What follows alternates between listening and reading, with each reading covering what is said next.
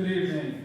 At this time, I will open the public hearing, and I'll begin by reading that this is a legal notice of a public hearing for the Olean Common Council of the City of Olean, New York, has scheduled a public hearing for Tuesday, October 25th, 2022 at 6 p.m. in the council chambers of the Olean Municipal Building. The purpose of this hearing is to receive public input on the proposed local law 2-2022 to establish a civilian review board for the City of Olean. For more information or for a copy of the proposed legislation, please contact the Common Council office at 716-376-5635 or visit www.cityofolean.org. At this time, I would like to invite any members of the public to approach the podium, state your name and address for the record, please. And this is in regards to the public hearing at this time.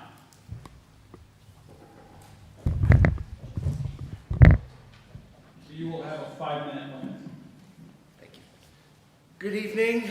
My name is Pabson Jenis. I live at 309 North 5th Street, right at the top of Oak Hill.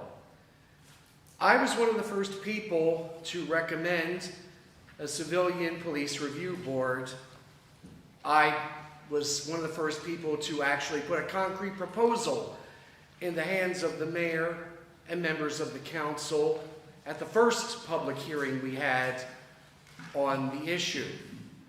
And I am here tonight to ask the council to vote no on this proposed board.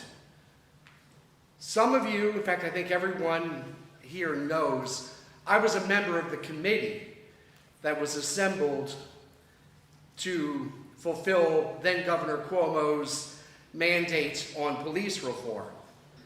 And I left that committee when it became painfully obvious that we would not be allowed to put forward a proposal with any real teeth.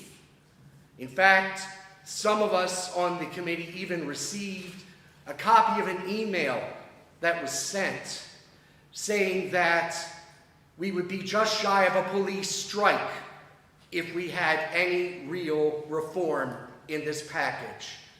And knowing that some of the people who were on that committee drafting this proposal were some of the very people who would have been targets of this reform committee if it had any teeth.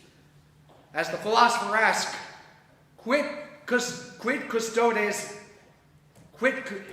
Latin was a long time ago for me, I'm sorry. Basically, I'll translate, who watches the watchers? Who polices the policemen? The police certainly don't. The average cop on the street in Olean is hardworking, dedicated, and honest. 99% of our police force is dedicated, hardworking, and honest. But there are some of those, and some of those at the very top, who define police corruption. We're talking about people who cover up illegal activities and illicit drug use by an elected member of the board of the Common Council. We're talking about a police force and a police department that ignored death threats and terroristic threats against that elected official's opponents, who swept vandalism against that person under the rug. And then there are the people who have constantly intimidated black members of this community and other minorities. And when they are called out, they brush it off and they say that doesn't happen. Or when it's brought up at city council, we suddenly have a wall standing behind us, intimidating those of us who want to speak. No, this proposal has no teeth at all. And this is not a white paper commission. This is a whitewash commission. This civilian so-called review board will have the power to do nothing more than say, "Oh, really? Don't do that again." Without the power to suspend without pay, without the power of criminal referral, this commission has no purpose other than to gloss over the abuses of the very few bad apples that ruined the barrel. I am asking you to vote no on this proposal, and maybe sometime down the road we can do it right, but not tonight. Thank you.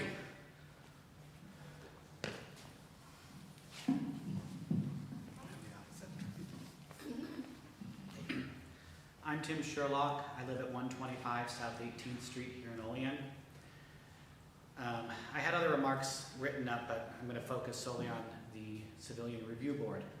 Though I echo the sentiments of the person who spoke before me in that I only briefly got to read this not too long ago, this piece of legislation lacks any teeth.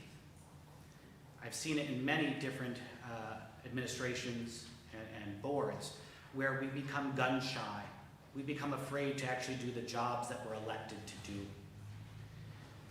I have seen from our Common Council on many different levels just that.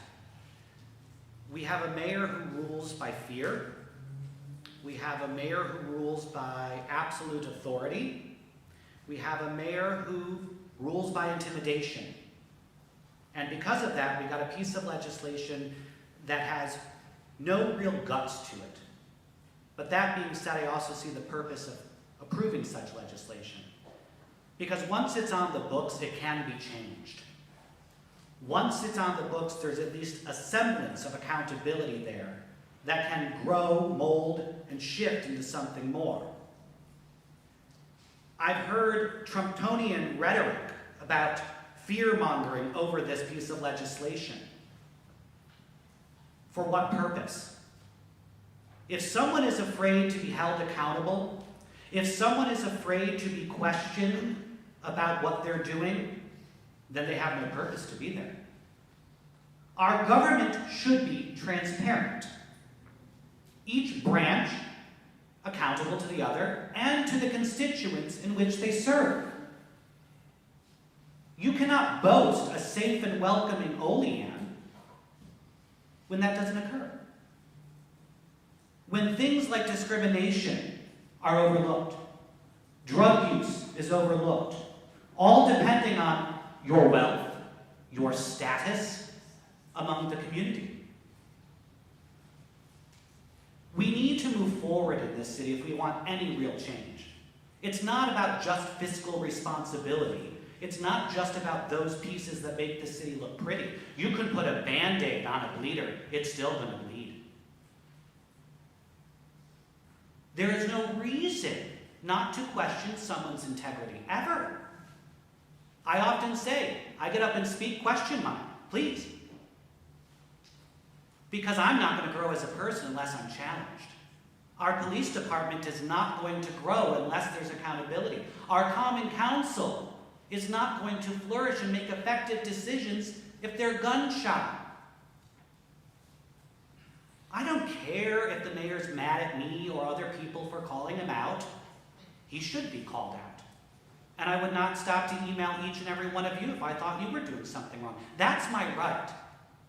Because believe it or not, you're only there because we voted you there. So now it's time to do the hard work. Set your opinions aside and look at the bigger picture. The citizens of this city. Our officers are wonderful, but there are many positive things that come out of this reform. Public relations. Imagine the positive impact that this will have between the community and the police department, knowing that they have a voice. Perhaps it will allow our police officers to double check what they're doing, right?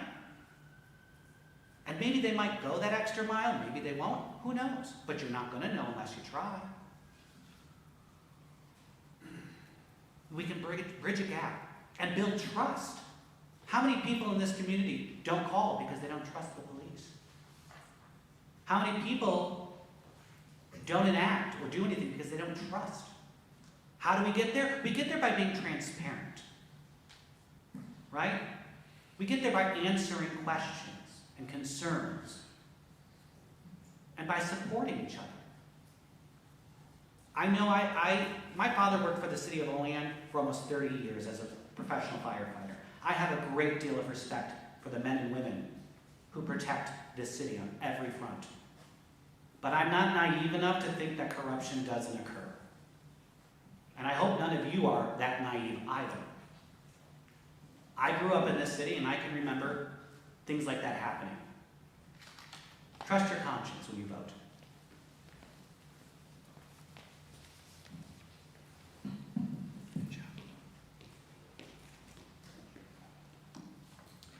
Name's Gary Harden, 408 East State Street.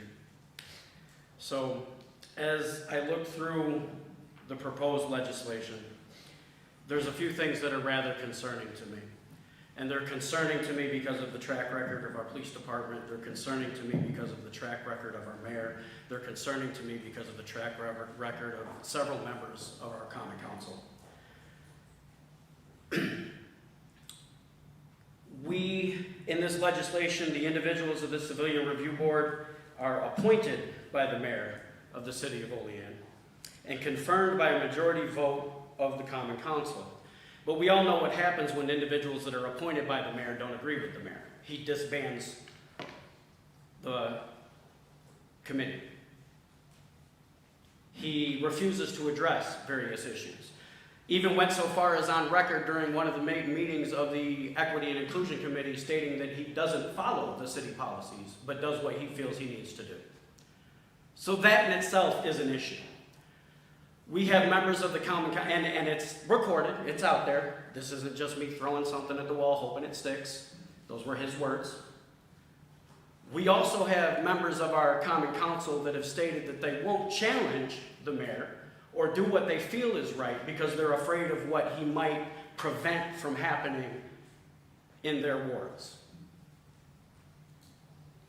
Maybe you shouldn't sit in your seat if you're afraid to do what's right. We've all too often seen in this city instances where temper tantrums get thrown, and so the mayor removes people that challenge him. These individuals are being appointed by the mayor, and if you read further into the legislation, can be removed with or without reason. Sounds very similar to what happened to the Equity and Inclusion Committee that this council has still done nothing about. So I find it very difficult to believe that this is really for the community and not just a, hey, let me appease a certain group of people so they'll leave me alone for a little bit. Because at the end of the day, there really isn't any true accountability here. There's no true transparency here. It ultimately comes back on what the chief and the mayor want to do, the situation that we're currently in and have been in for several years. And we have a common council, unfortunately, that has a track record of just saying yes and rolling with the punches. It's definitely not a personal attack. But it is a level of necessity, a level of accountability. And currently we don't have it. We've done nothing more than placate, play games, let's appease, let's make it look like we're doing something. I mean, the fact that it took as long to establish the committee to work on this piece of legislation, and not only that, an individual that was set to chair the committee voiced an opinion that it wasn't even necessary to consider, and that individual was still appointed by the mayor to chair that committee, should let you know exactly where the mindset is. Do we need a civilian review board? 110%. Well, why do we need accountability? If you're afraid of accountability, you shouldn't be in the seat that you're in. You shouldn't serve this city. Accountability, transparency, communication, that level of dedication to your position and to the citizens of Olean should be something that is desired. And the fact that we have tried so hard to prevent that level of transparency, to prevent that level of accountability, if the individuals are truly doing what they're supposed to be doing, then there shouldn't be an issue. Clearly there's an issue. You've told on yourself. I'd love to play poker with you, because I'd clean you out. Because you gave your tell. And you gave your tell in the middle of that committee meeting when you said you don't follow the policies of this city. It says a lot where your mindset is. It's a necessity, but it's got to have some kind of teeth. If it doesn't, if we just allow a point remove, a point remove, a point remove, then we've done nothing but continue the cycle. Thank you.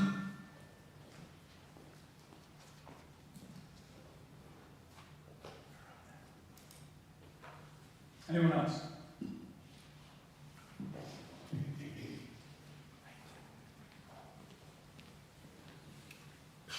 Council, Mayor, my name is Jason Clemens. I'm a resident at 127 South 2nd Street, business owner here in Olean, lifelong member of this community.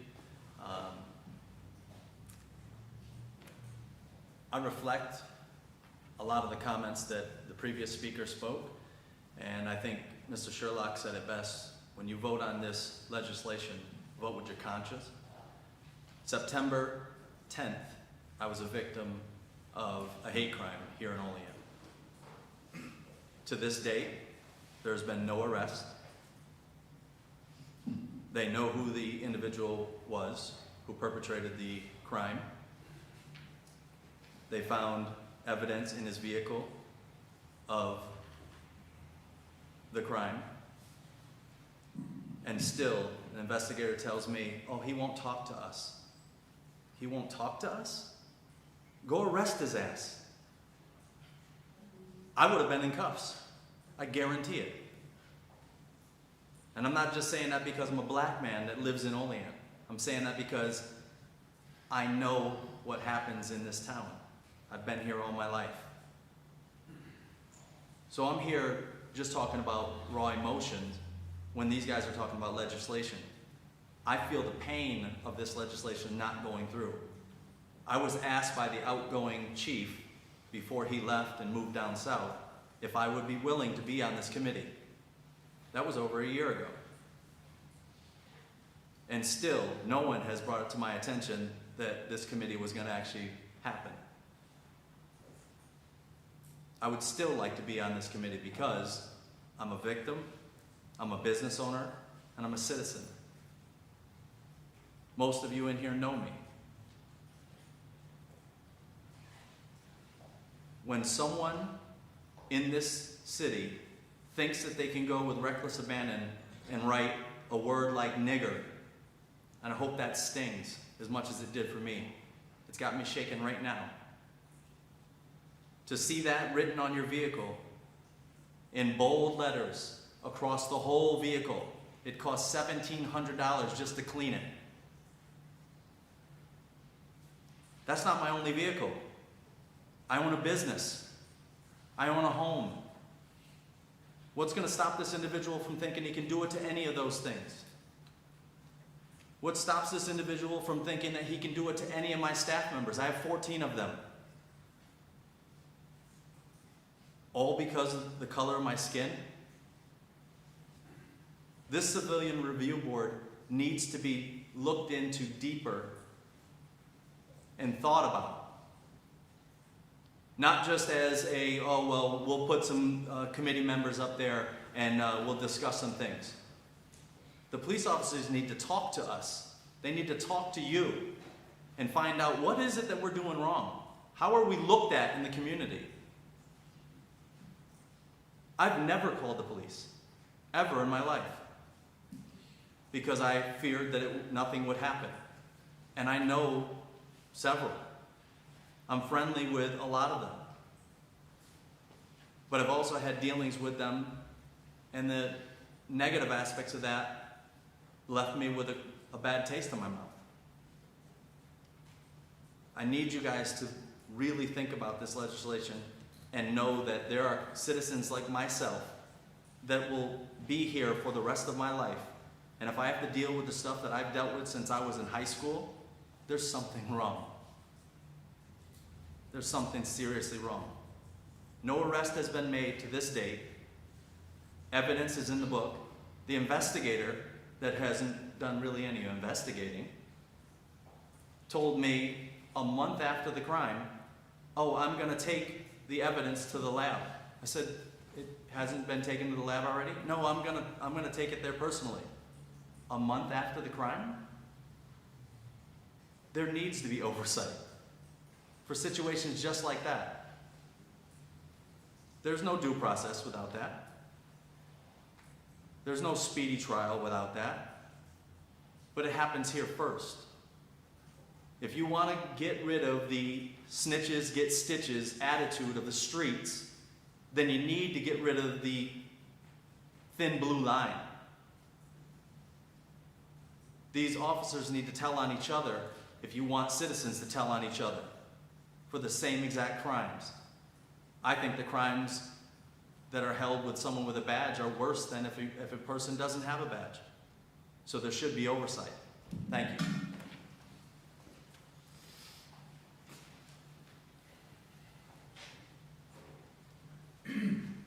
Anyone else? Anyone else?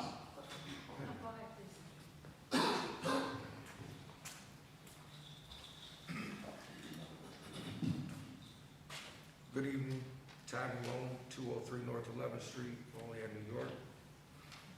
For the last 2.5 years, I've been coming here, voicing my concerns. I was put on that panel that we talked about for the governor for reforming the police.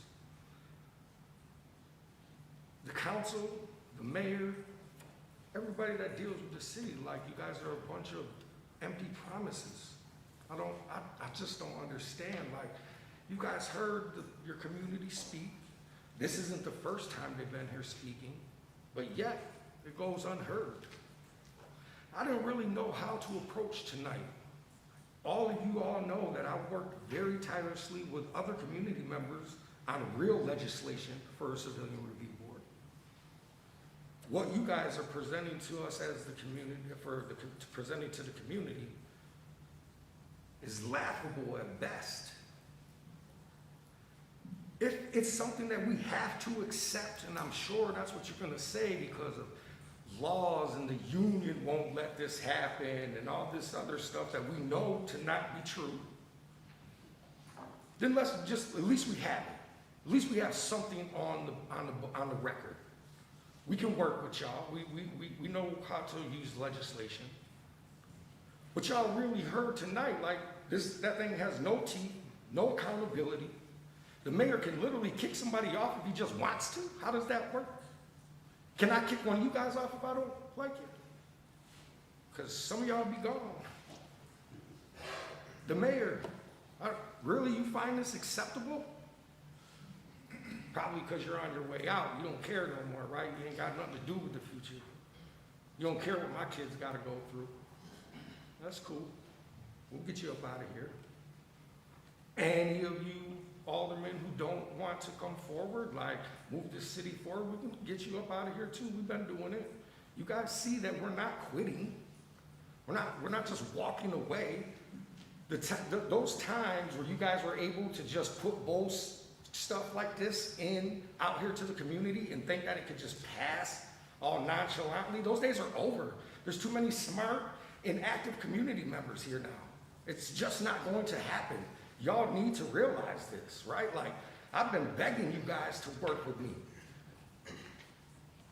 I literally started an organization, a nonprofit for minorities because we had nothing here. And you guys still won't work with a nonprofit that's trying to do nothing but good for this community.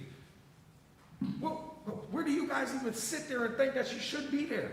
Like, seriously? How do you even look at your kids and tell them that you're building this for the future? How? You lie to your kids like you lied to us? That's a damn shame. Mr. Clemens said, look into your heart and vote on this with your heart, right? Honestly, I tell you, I wish you'd tear it up. You have legislation that will pass. You all know it. That's legal. But yet that was put together by community members, aldermen, the mayor was there, everybody. Like, that was our job. That was what we were supposed to do. And you guys threw it away. How long did we work on it? over a year and some change. You guys just threw it away. What'd you guys have us there for? To look good? Make a little cut in the ribbon? Is that what it was for? To look like, get y'all shit together, man. Like, we're tired. It's only gonna get worse, right? Like the screaming and the hollering. I was hoping that we could come here today and give you guys thanks. Congratulate you. You guys can't even get an E for effort. There was no effort.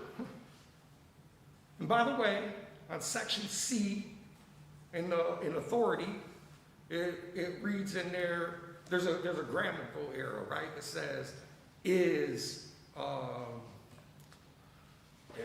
can't think right now, but it says is authority, and it should be its, okay? So just look over that, this is a heads up. And if I can find this, like, you smart people, and the lawyer had it for how long? That's why we've been waiting. The lawyer had it for how long, and he couldn't even get it right? Like, come on, man. You guys are better than this. Olean's better than this.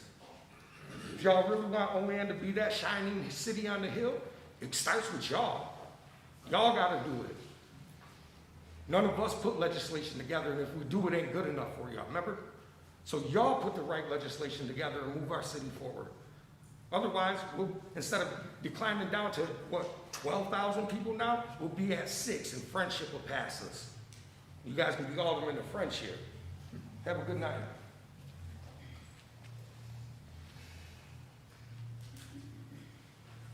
Anyone else?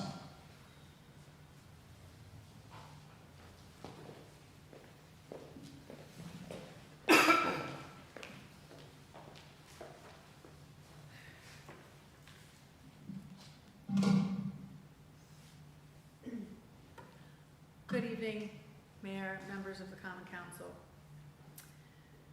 You may remember from the last time I spoke in August that my name is Christine Caputo-Granich, and I'm Associate General Counsel for Council 82, the union which represents the patrol unit and command unit of the Olean Police. I am here again tonight to urge you not to enact Local Law 2-2022, which seeks to establish a Civilian Review Board. After I left the hearing in August, you had some discussion about the union's comments about this local law. But first, you wanted to know why the union had only showed up in August at that late hour to voice its concerns with the local law. You asked, where had we been, and why did it take so long to come talk to you? I will answer these questions before I proceed. Council 82 has received no less than 6 different versions of the local law over the last year. Correspondingly, Council 82 has provided no less than 6 sets of comments regarding each version of the local law to the city, repeating each time our concerns.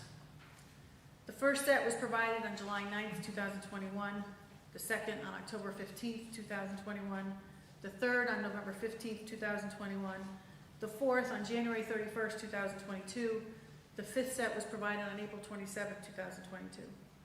Then I came here to speak to you in person on August 23rd, 2022, with our 6th set of continued concerns. Where has the union been?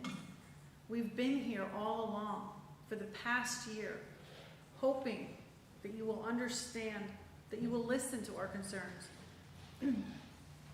Not only listen to our concerns, but also really understand them. Now I'm here again. I don't want to waste your time or ours. I'm not here to threaten you. I'm not here to intimidate you. I'm not here to insult you. Rather, my only purpose here tonight is to help you understand why you should not pass this local law.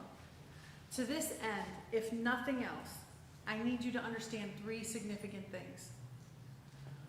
First, the proponents of this local law have not taken into consideration at all the budget or the finances this Civilian Review Board will require to operate. Right now, the proponents of this local law just want to get their foot in the door by getting this law enacted in any form they can. Then the demand for funding will begin, and you will be doing more harm than good because you are going to have to fund the CRB's operation at the expense of the taxpayers. Here, proponents of CRBs generally, on average, seek the equivalent of 5% or more of their respective police department budgets. Here for Olean, for 2002 to 2023, for example, based on a budget of just over $3 million, that would mean a CRB budget at a minimum of $150,000. And it won't stop there. Just look at other cities with CRBs. Their budgets only go up. For example, in the city of Albany, their police review board chairperson, Nairobi Vibes, is now seeking $2,818,900 for their police review board budget. You heard me right. $2,818,900. If you don't believe me, just check the Albany Community Police Review Board meeting minutes for October 13th, 2022, and the related Albany Times Union newspaper articles.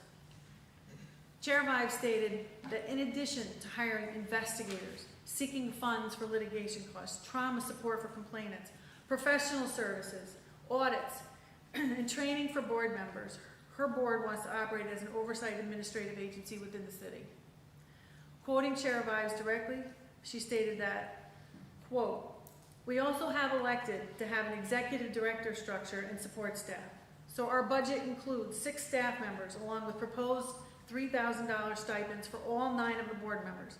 In addition, our budget includes the technology, office space, overhead, and all things necessary to operate a board." This is where Olean is headed. Initially, the Albany Community Police Board, which started out as a simple review board like you are proposing here, operated with a budget of approximately $250,000. In 2022, the Albany Police Review Board budget went up to $564,000. For 2023, it went up to $598,000. But now, claiming they are unable to do their job properly with their current budget of almost $600,000, the Albany Police Review Board members are pushing for almost $3 million. Here in Olean, you have no budget at all for this local law. To pass this law without an understanding of what this CRB will actually cost Olean, not only now, but in the very near future, when this CRB starts demanding more, like other CRBs have, you'll be doing a great disservice to the people of Olean. Unless you can tell the people of Olean, the people that you represent, what the budget is for Olean CRB, its staff, its technology, its office space, its overhead, all things necessary to operate this board, you should not pass this law. If you think that as a common council you will be able to control the CRB once you create it, think again. Before you can say the word surprise, you'll be facing monetary and other demands with the CRB. If you need more examples, just check with other municipalities who run police review boards. In Rochester in 2021, their City Police Accountability Board, according to the Democrat and Chronicle newspaper, actually requested a staff of 55 and a budget of $5 million. This may seem outrageous to you, and you think this will not happen here, but it's where you're headed. Civilian review boards all have the same playbook. Establish a board and then go for funding. At a New York State Bar Association presentation made less than 2 years ago by proponents of civilian review boards, they made it very clear that the #1 goal of CRBs is to obtain significant funding, because with funding comes power. If you're going to create a CRB in Olean, tell your constituents first what it will cost them. They may not feel a CRB is as necessary as proponents of this law as you do. I have 2 more aspects. I know I'm probably running over my time, but I came a long way to be here, and I would like to speak if I may. Yes, just please try to wrap it up. Thank you. The second aspect of this local law that I need you to understand is that it is way too vague in every respect.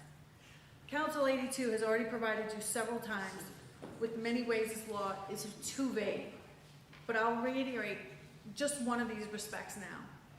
Section 1 of this local law states that its intent is to establish a civilian review board who will review how the police department manages citizen complaints of police misconduct or excessive force. This local law, however, does not provide any specificity for how any review will be conducted. Rather, this law leaves it wide open for the CRB to make its own rules and conduct its review however it wants. There are no parameters, no limits, and way too much left open for interpretation. This lack of specificity only invites overstepping or abuse and can't help but lead to litigation, perhaps even litigation by the CRB when it is denied something to which it believes it's entitled.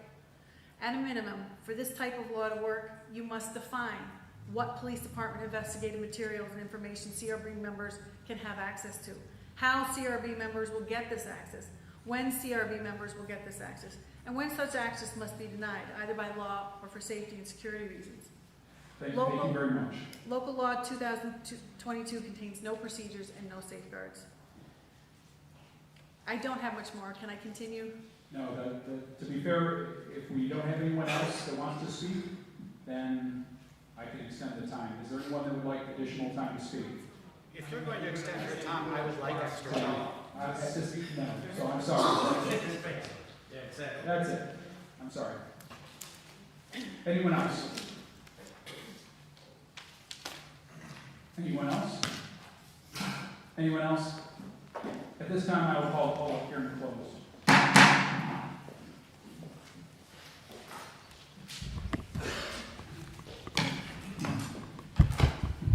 All right, at this time, I'll call to order Committee of the Whole for Tuesday, October 25th, 2022. Let the record show that all aldermen are present. First on our agenda, we have PL 111-22 by Mayor Ilio to authorize the mayor to sign a continuing agreement between the City of Olean and the State of New York in connection with the funding available under the Coronavirus Response and Relief Supplemental Appropriations Act, the American Rescue Plan Act, the Consolidated Section 5311 Program, the Appalachian Development Public Transportation Assistance Program, and the Supportive Employment Services Program for operating and capital assistance projects for the Olean area transit system. Oh, Most of these will be carried. all right. Hi. That was a mouthful. Sorry about that. As you may recall, every 2 years, New York State DOT puts out this solicitation for funding. It's for various, the federal operating assistance, the statewide, so it's the 2-year budget. And so they were late in getting the solicitation out, so it's actually for this year that we're in right now in 23. Okay, are there any comments or questions on this? Seeing none, I'll entertain a sponsor. Sponsor's motion is made by Alderman Witt, second by Alderman Anastasia. All in favor? Aye. Opposed? Motion carried, and it's referred to tonight's regular meeting. PL 112-22 by Mayor Ilio to approve the following Boost Business Grant Program Real Estate Assistant applications for financial assistance as recommended by the Boost Business Grant Program Committee. BBGP 40-42 in an amount not to exceed $5,000. BBGP 41-22 in an amount not to exceed $5,000. BBGP 42-22 in an amount not to exceed $5,000. BBGP 44-22 in an amount not to exceed $5,000. And BBGP 45-22 in an amount not to exceed $4,668.74. And to authorize the transfer of $388.90 from Capital Fund 217 to Capital Fund 218 for costs associated with said grant awards. Carrie. Last Friday, the committee met and reviewed the applications that are before you. They did table one, just to let you know, so that may be coming back at a certain point. However, the first applicant is for rental assistance for space leased by a new business on West State Street. And I thank the committee and the council for opening up. We now have one on East State Street, and that's for rental assistance for an existing business at its location. And then from opening up the area as well, the third applicant is for rental assistance for space leased by an existing business at its current location on Main Street. And then we have a mortgage assistance, and this is for a new business located on West State Street. And then the last one is for rental assistance for space leased to an existing business, opening a new branch that will be on North Union Street. Okay, thank you very much. Any comments or questions? I'm just curious, the transfer from fund to fund, what's that, Carrie? As you may recall, we have more applicants under the marketing program. And so we had borrowed money transferred money from the real estate program over to the marketing. We've had 2 businesses drop out of that program. So we thought, it only to be fair to put the money back. Because that overage per se, that went over the 100,000, is is no longer necessary. So you'll see most likely another transfer take place as we use up the rest of the funds in the real estate program. Okay. I say this every time that we come and talk about this, but how important this business, how important this grant program has been to a number of our existing businesses, to be able to help them to get through some rough times with, and to be able to recoup some of their finances from COVID. Just so important. We've had existing businesses and new businesses, so, you know, this is a wonderful program, and if ever we're able to do this again, I think it's been vital to be able to bring some new businesses downtown, and as we extended it to East State and that. Okay. Thank you for that. Anyone else? All right, seeing none, I'll entertain a sponsor. I'll sponsor. Okay, motion is made by Alderman McCall, Second. seconded by Alderman Robinson. All in favor? Aye. Opposed? And I abstain for my association with the Small Business Development Center. All right, we've got PL 113-22 by Mayor Ilio to the City of Olean approves the revised Boost Business Grant Program policy guidelines and operating plan. Carrie? If you looked at section 2.1 under the eligible and ineligible program participants, when we were creating the program, nowhere was it, our intent to exclude medical offices, being the smaller, pop, the niche type. So the committee in its review had agreed that, hey, we need to revise that language. And before it read, professional, legal, and medical offices are not eligible participants under the program. And so the committee has suggested to change the language to read professional, legal, and major medical offices and groups are not eligible participants under either program. It was really just the intent so that, we have a new medical office that has made application and was recommended for approval. However, we can't proceed in a grant closing or do anything unless the language is changed to really the intent of the original program. Okay. Any comments or questions? See one, let's see here, Alderman Witt.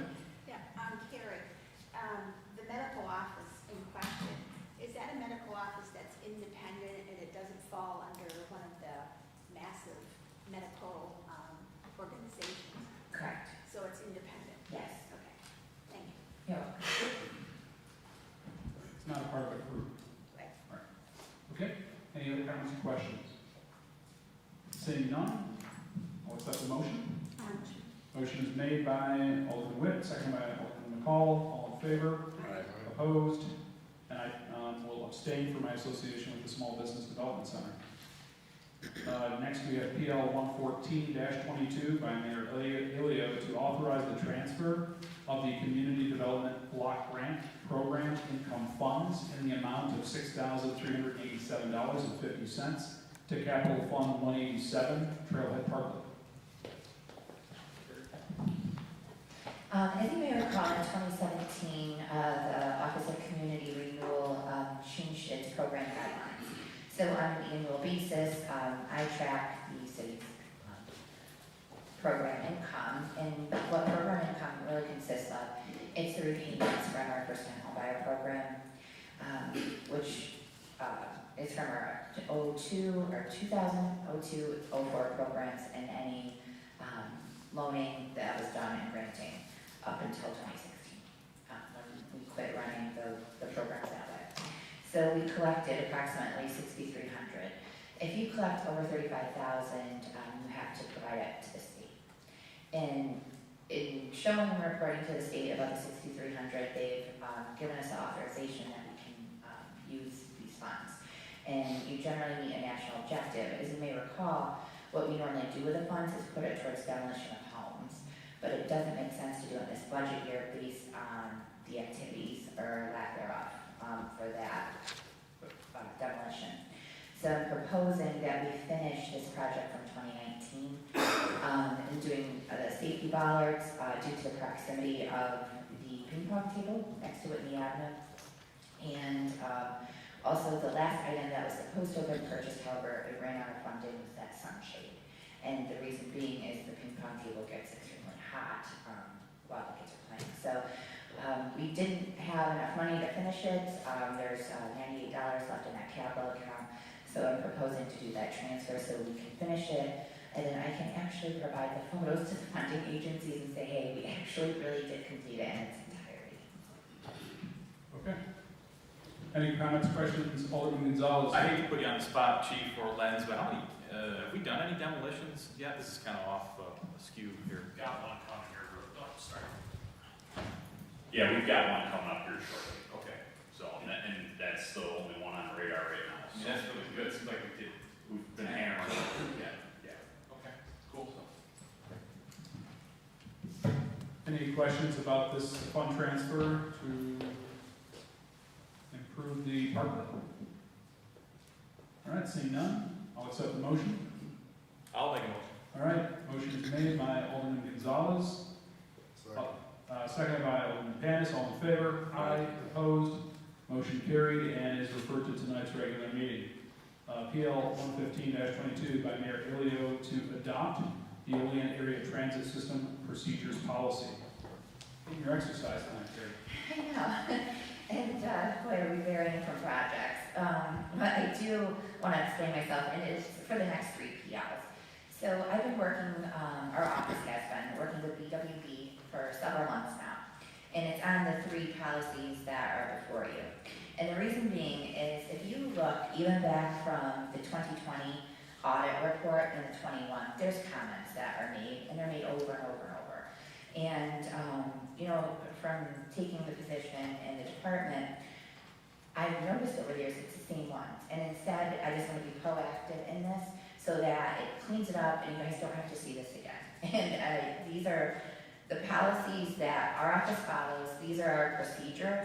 And so it really should be on the books and, adopted. And then to show that we do this on a monthly basis and work with the auditor's office and do this reconciliation. So I would just like to get them formally adopted. I know it goes from the transit system to the commercial lending aspect for the city and then obviously the residential. But I do believe them to be important.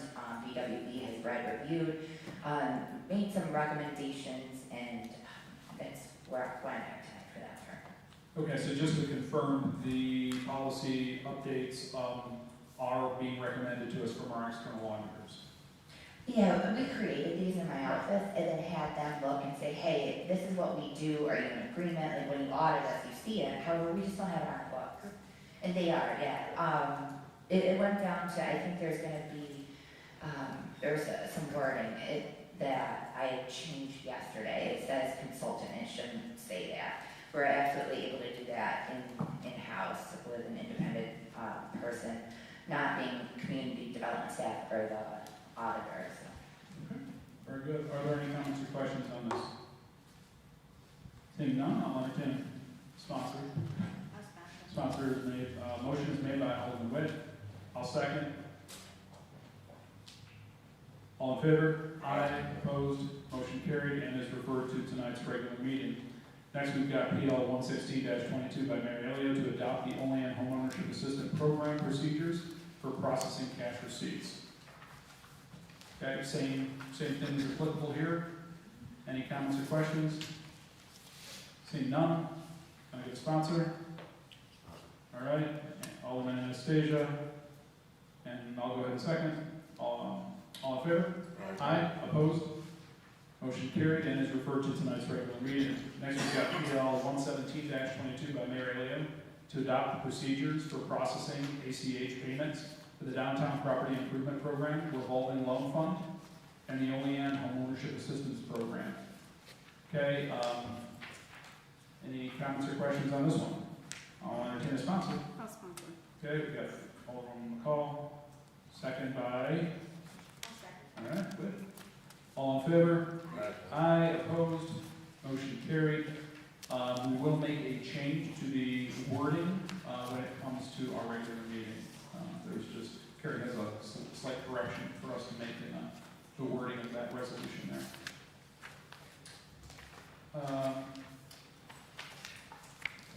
Okay. Seeing, should I do it now? Or do it at the time? I can do it, right? During the regular meeting? Yeah. All right. At this time, I'll make a motion to adjourn the committee of the whole. Can I get a second? So second. Second by Alderman Gonzalez, all in favor? Aye. Opposed? We are adjourned.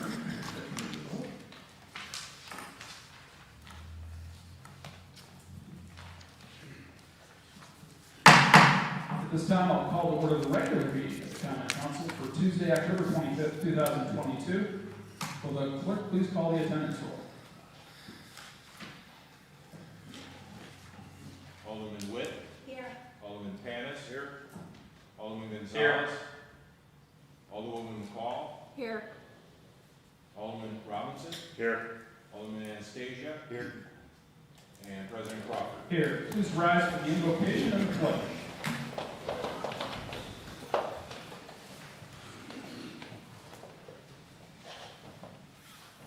Heavenly Father, we come to you today asking for your guidance, wisdom, and support as we begin this meeting. Help us to engage in meaningful discussion, allow us to grow closer as a group, and nurture the bonds of this community. In your name, we pray.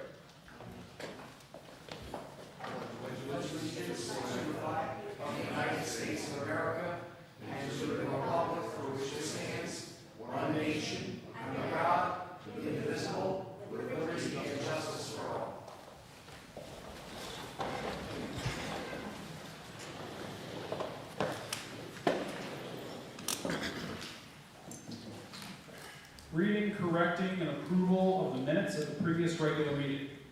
The regular meeting of the Olean Common Council was held on Tuesday, October 11th, 2022 at 6:10 p.m.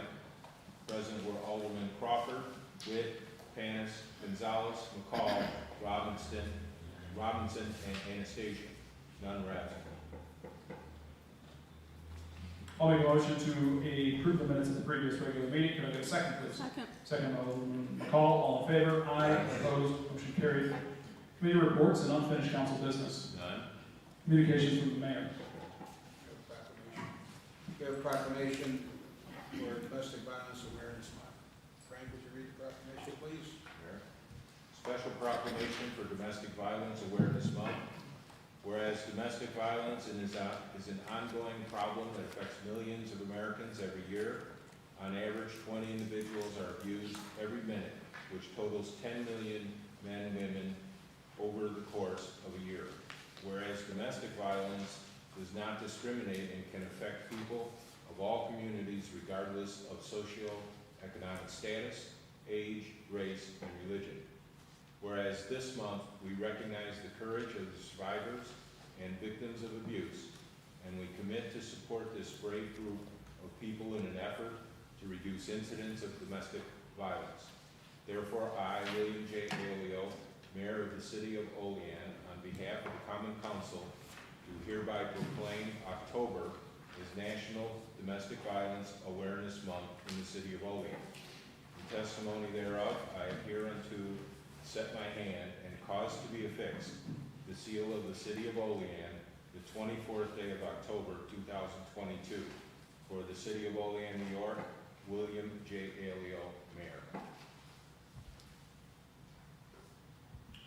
Okay. All right, thank you very much. Miscellaneous communications, None.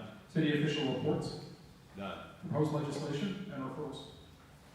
PL 111-22 by Mayor Aleo, referred to the Committee of the Whole, Tuesday, October 25th, 2022, by Council President. PL number 112-22 by Mayor Aleo, referred to Committee of the Whole, Tuesday, October 25th, 2022, by Council President. PL number 113-22 by Mayor Aleo, referred to Committee of the Whole, Tuesday, October 25th, 2022, by Council President. PL number 114-22 by Mayor Aleo, referred to Committee of the Whole, Tuesday, October 25th, 2022, by Council President. PL number 115-22 by Mayor Aleo, referred to Committee of the Whole Tuesday, October 25th, 2022 by Council President. Bill number 116-22. By Mayor Elio, referred to Committee of the Whole Tuesday, October 25th, 2022 by Council President.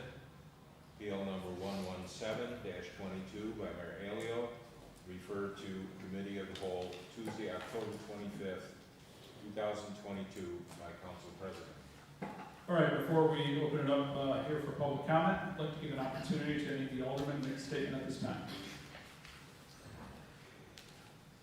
Okay, seeing none. No, Crawford, Okay. John, sorry. Good. I Alderman do Robinson. want to respond to what was said earlier from the lawyer. I figured why wait until we vote on it. Wanted to talk about a couple of things. They're gone now, right? Yeah, they're gone now, but she mentioned that there was 6 correspondence that was sent out to the council, and I can tell you I have every last email that was sent to us regarding the Civilian Review Board, and I know for a fact we only received emails from the labor and city lawyers. If we did receive one from them, it was 1 or 2 and not 6. She mentioned, I kind of found it funny when she said the word intimidate. She looked me right in my face, which everyone will know that's not the case. I'm guaranteeing that I'm the only one that's going to challenge anything she said. Of course, she's not here, so it's kind of after the fact, right? But it's something that while we had the Civilian Review Board in place when we were going over it, we were always told not to compare Olean to these larger cities. Yet the first thing out was Albany. Albany is much, much larger. I was going to look it up, but I didn't want to be on my cell phone. But we all know it's much larger than Olean.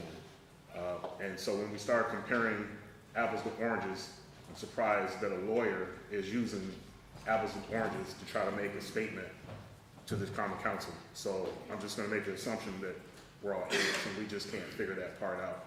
The second example that she used was Rochester.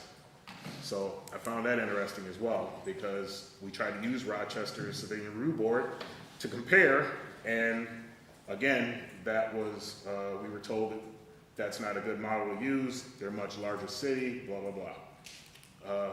What was telling in her statements was that when she compared their monetary amounts that the Civilian Review Board supposedly would be looking forward to get to fund themselves, that it was too much, too large, too extensive. So basically, the way I took that as a minority in this community and someone that is mostly affected by any type of legislation like this, is that there is a price for us. There is a price, and that price cannot go above 10% of whatever the police department gets. So I guess in Albany, that's a little over $2 million. So I guess in Olean, we're talking $200,000. So I guess my life isn't worth much here. I'll keep that in mind. And then she said their primary goal was money.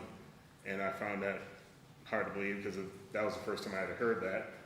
Because usually when you associate Civilian Review Boards, you associate them as, oh, they're out to do this and do that, and there's always something negative towards the police department. But I printed out some positives, because everyone always focuses on the negatives. And some of the positives is that, one, it provides a reassurance with our community. The transparency, which also leads to a reduction in public concerns.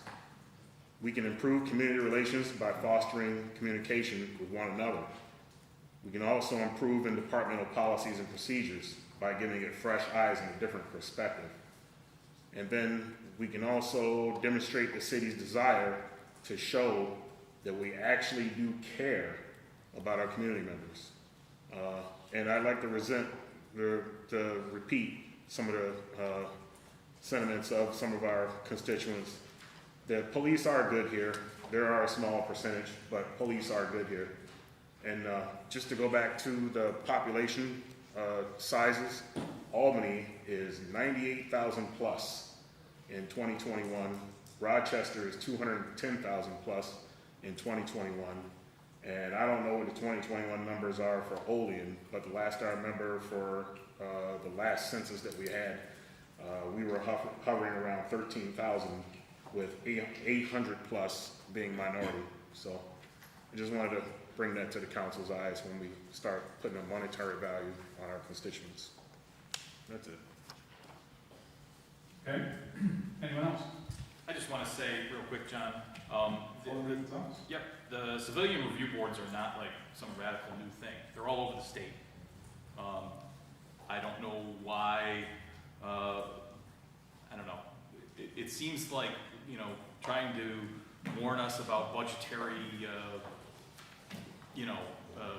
escalations and vagueness. I mean, if we went too far into the specifics of every single thing, then they nickel and dime every one of those things. So, you know, on one hand, we're told to keep it vague, and on the other hand, we're told it's too vague. So, I don't know. Neither one of those claims carries a ton of credibility with me. It's established, they're all over the state, they're all over the country. This is not the end of the world. Okay. And the criticism that this is toothless, I don't know, whatever. If we're getting it done, we gotta get something done. Okay. So. All right, Alderwoman McCall. So I see, first of all, I think this legislation is just taking far too long. I think that there was, that some of the initial stuff that came out did have more kind of teeth, so to speak, and, you know, we got feedback that it had to be a little less specific, and then when we got a little less specific, then the union lawyer said, oh, you're not specific enough. I do like what a couple of the residents that spoke said, that we do have to start somewhere. We don't want to throw this out and go back to the drawing board, because that could be, who knows, another year or longer before something else comes into place. We can always make adjustments as we need to. I see this as a way to improve existing relationships that are already pretty good with our police. We all know that there are some issues, and that this provides a vehicle to address some of those issues. I also believe that if we're doing our jobs, no matter what our jobs are, and we're doing it in an ethical and responsible manner, that if there's oversight, then that simply means there's oversight. And that we should be welcoming it because it validates that we're doing the right thing. I think the idea of saying, oh geez, it's gonna cost you $5 million, $2 million is a way for the union rep to use that as fear-mongering among our residents, to say, oh, you shouldn't do this because this is gonna cost you so much money, the council is not responsible and stuff. I don't think that's the case, and maybe we do need to have a budget, and I think we had something in there at one point, and then we were told to take it out. So I do think we need to have something about a budget, but I don't think that should stop this, nor do I think that, I think this board will be responsible enough to not come asking us for $1 million. If we decide to put people on it who are truly looking to better our city and hold people accountable. Okay. Anyone else? Alderman Nguyen. Thank you. Of course. I guess I'm going to take a different approach. The union rep, the union lawyer, everything she said to me doesn't pertain to us. So I listened to the people that spoke before her. And I also have been speaking to my folks in my ward, but I also talked to the mayor of Jamestown, and he has a civilian, actually a police reform committee. And the whole time people were speaking in the audience, I kept hearing it's them and us. And you never get anything solved that way. So I think the big thing to me that's wrong with this proposal is we left the police out. How do we tap into what they're doing, what they could do better, what we could help them do better? Changing policies, that's our job.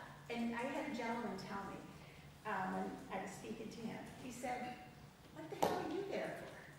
And he made a very good point. And we haven't taken that responsibility as a council. We're not asking Chief Richardson, what policies do we need to improve or that are outdated. We haven't talked about any of that. So, and I like what Jamestown has done, because on their committee, there's a police officer, there's a council member, and then there's civilians. And I think that way, you have everybody at the table. You're not, it's sort of like your kid gets in trouble, and mom and dad go out in the kitchen and talk about what you're gonna do to punish them, but you're not talking to the kid about why did you do this, or how can we do something better. And I just think we're missing the boat. Listening to folks that, thank you for coming. I just think it is toothless. And I think we're putting too much on the mayor. I have nothing against him. We get along fine. But I think when everything comes down to one person, that just can't work. And so I'm voting no on this proposal. I don't think it's ready for prime time. And I think the police have to be involved. And I think I heard it over and over from my constituents. So why don't you trust them? And that's a sad statement to hear from people. And it has to start with us to fix it. We're the people that they chose to serve them. And we have to do our job. Just because we put something on paper doesn't mean we can't change it, but I think we're starting in the wrong way. So I appreciate everybody coming. That's my 2 cents. I'm only 1 vote.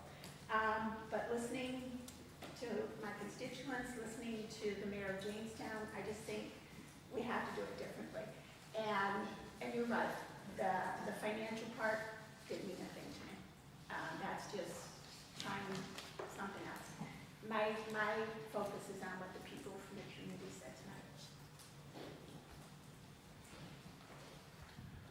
Okay, anyone else? John, Alderman I Fence? speak since everyone else has by now.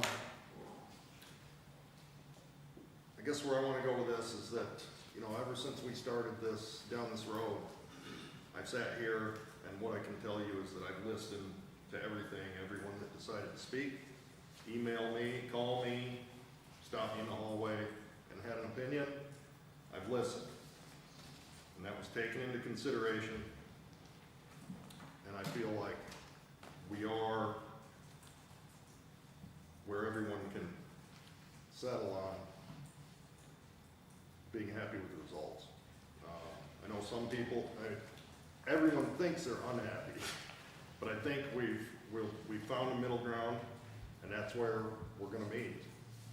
And it's a start to something that is inevitable.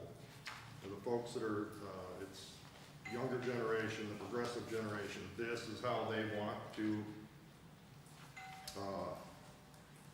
get involved with the police department, and the people want that forum to do so. So this gets it started, and it keeps it simple, and that's what I'm for. Okay, thank you, Alderman Panis. Anyone else? I might as well throw my 2 cents into. I came to meet tonight, I originally had no problem supporting the Civilian Review Board. I don't think there's a problem if this committee is created. If the committee doesn't work, I think we have the right to abolish the committee just like we're establishing the committee. I don't know how hard it would be to abolish this committee. But what has got me leaning now towards no is hearing the public comment from the citizens of Olean, and not the attorney that was here from Olean. But it sounds like the citizens from Olean don't like this committee, is what I'm feeling, is what I'm getting the impression is they don't think it has enough teeth to whatever they want this committee to be. So I think we're just creating a committee just for the sake of creating a committee, and it's not really going to make anybody happy. So I like Linda's idea of having a council member and a member of the police department on the committee. I think that would be a great idea to add to the committee. But I mean, I don't think we're ready to vote on this right now. It sounds like there's some open-ended questions, and I know it's not time to refer it, but I would like to have it referred back to committee to give it some more consideration. Alderman Crowe. Alderman Gonzalez. So, I know me personally, as a member of this council, I've taken a back seat to the development of this. I've followed along with their committee members. But I know for a fact, that Alderman Robinson and Alderman Panis and Alderman Crawford put in a lot of work and put a lot of time and energy into the creation of this, and listened to a lot of constituents and went back and forth with a lot of questionably participative inputs, okay? So to say, please don't be offended, but to say that we're just putting together a committee for the sake of, what are we talking about? Like, there's a lot of work that went into this. We absolutely should not withdraw this and send this back to the drawing board. That's what we've been doing for 2 years. We're right on the edge. Get it done. I would urge you all to vote for this. Close this out. Put it to bed.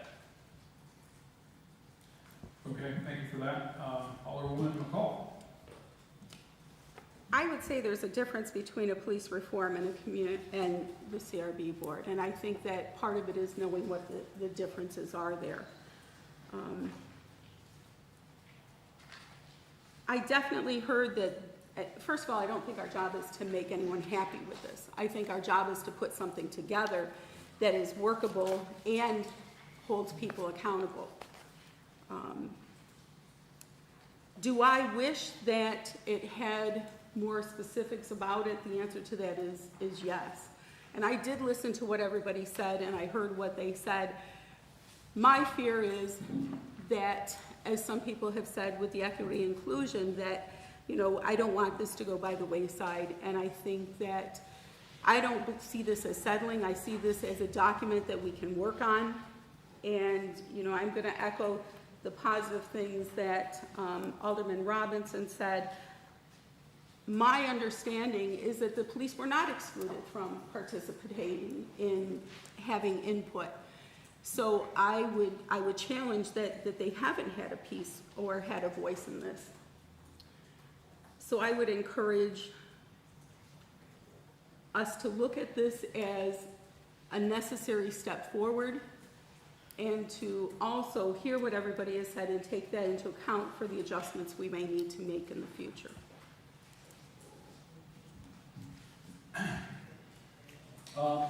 Thank you for that. So, as someone who, if you'd asked me, growing up in Olean, do I see any need for this? I probably would say personally, on a personal level, no, I've never had any concerns. But are there opportunities to improve community relations with our police department? And that's, I guess, how I looked at this. For those who challenge how toothless this is, well, as someone who's tried to, Jason and Vernon did the heavy lifting. I took my role as someone to meet with the mayor, with the police chief, to take into account what our attorneys were telling us. Because legislation, for it to be meaningful, it has to be legal, okay? So to create what some people wanted and what was given to us originally would be illegal under our charter. It would be illegal. And so what's the point? You want to waste someone's time to pass legislation if, in the stroke of a pen, a judge throws it out. Under the city charter, we are a strong mayor-lead council form of government.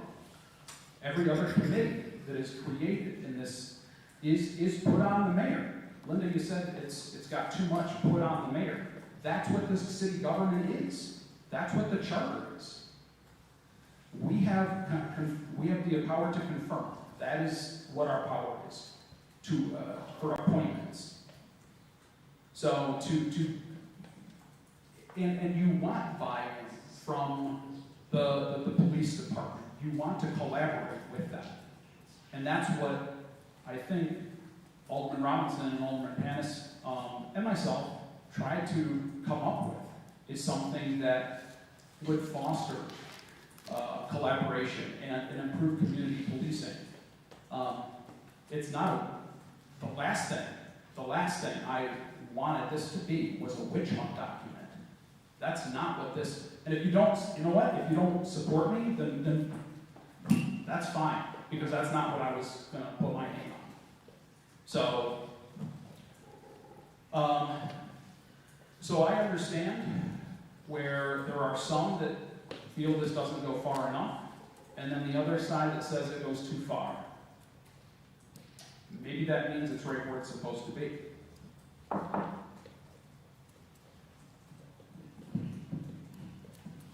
I would welcome any feedback from the mayor. As someone, I'm good, thank you. okay. Anyone else? Okay.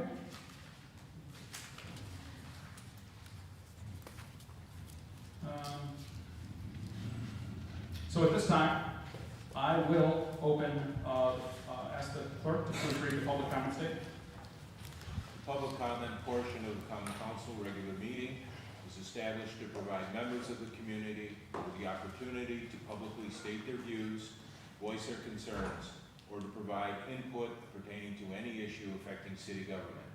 Additionally, the mayor, common council members, and city department heads encourage any person with questions to contact them at their offices. All right, so at this time, I would invite any members of the public to approach the podium, state your name and address for the minutes, and you will have 5 minutes. Again, Gary Harvey, 408 East State Street. Appreciate the comments.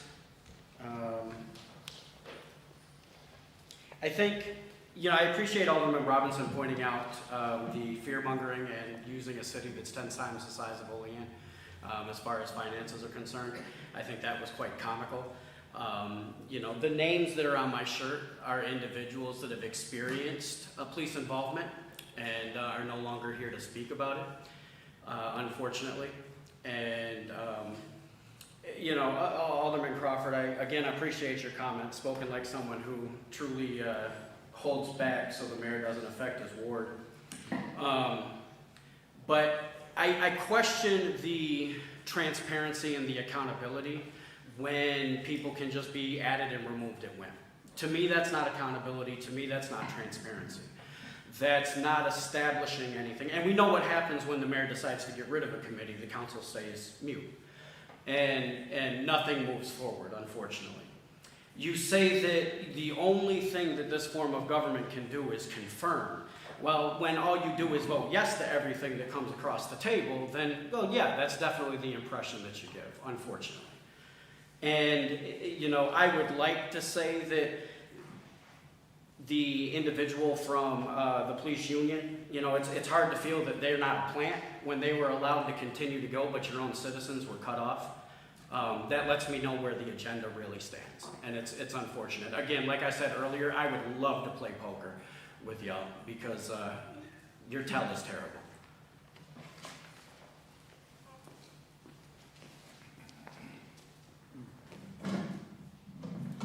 Tim Sherlock, 125 South 18th Street. My opinions differ from those who have spoken. I will say this, kudos for calling the mayor out, and kudos for putting that on the line, because many people don't realize how our charter operates. So dear members of the council, Mr. Mayor, and the members of the community, thought long and hard trying to put into words exactly how I feel lately. We live in a day and age where party politics rule every decision we make. And this must stop if we are to achieve any progress in this city. We have a body of government, as it is written in our charter, that renders almost absolute authority in the hands of one person, and that is your mayor. So, Ms. Witt, when you said it all falls on one person, you were correct, but you were defending the wrong person, because it does stop with him. This is not a democracy by any means, but rather an absolute dictatorship, and one that only favors about 1% of the city. And that 1% is the only people that our mayor considers worthy. He calls them his constituents. But who are they? They seem to be consisting of white male Republicans. I have watched community members, employees, and members of this council cower down before the mayor for no other reason than their hands are tied, and I've heard it. We heard it tonight.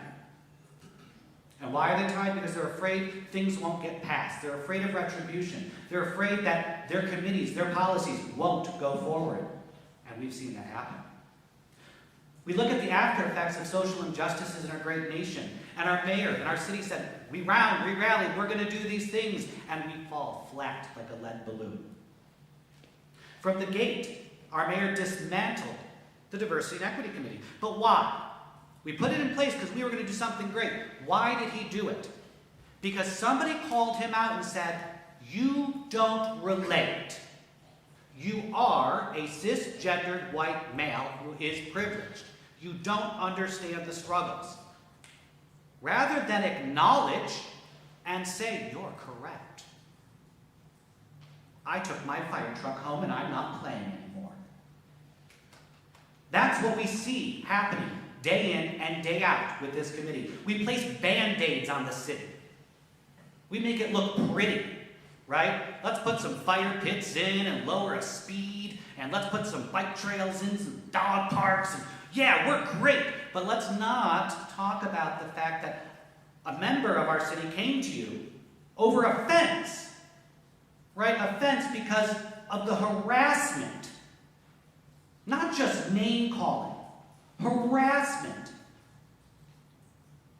And we got down to really, really little minute things that, well, if we do it for one, we do it for another, which we've already done.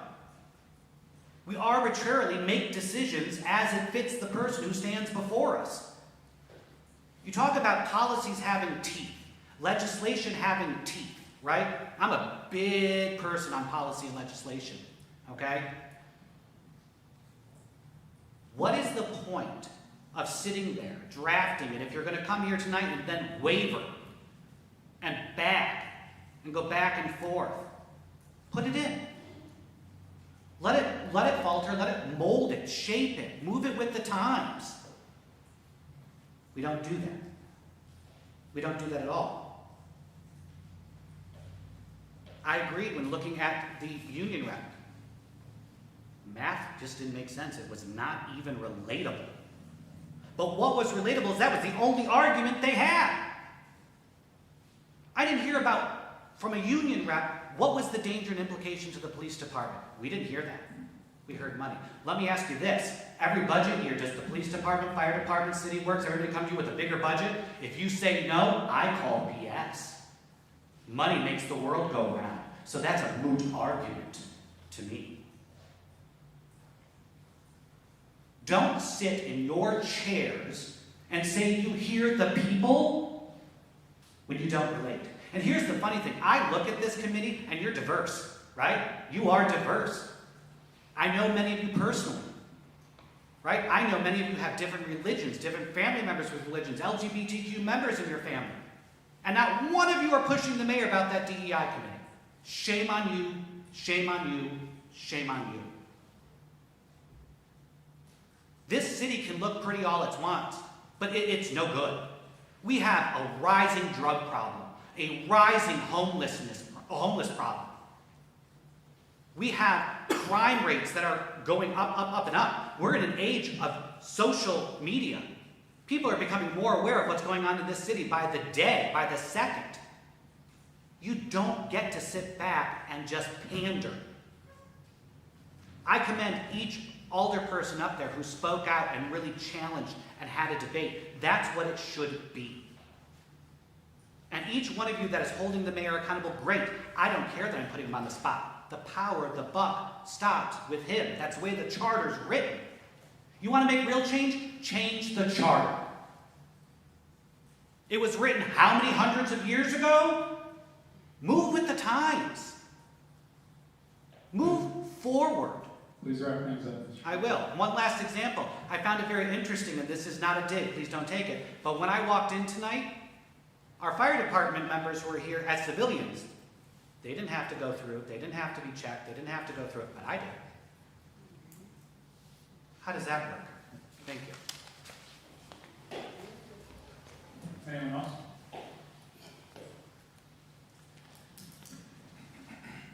Absent Janice, 309 North 5th Street. I will be brief.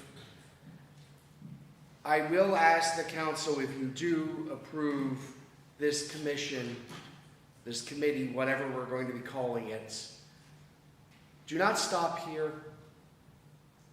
lay its foundation, and then build a better one on top of it, because we do need to make this city a better place for minorities and the majority alike. And regarding my friend John's comments about being against the charter, I'm sorry, this time I'm actually looking it up. I'm not trying to remember. I'm just getting over COVID a couple weeks ago. I've still got the brain fog. To secure these rights, governments are instituted among men, well, today he'd say people, deriving their just powers from the consent of the governed, that whenever any form of government becomes destructive of these ends, it is the right of the people to alter or abolish it and institute new government, laying its foundation on such principles and organizing its powers in such form as to them shall seem more likely to affect their safety and happiness. A slave owner named Thomas Jefferson wrote those very powerful words back in 1776. And I don't think he meant all men when he said men, but I like to apply them to all men. If what we need in this city is against the charter, then it's time to change the charter.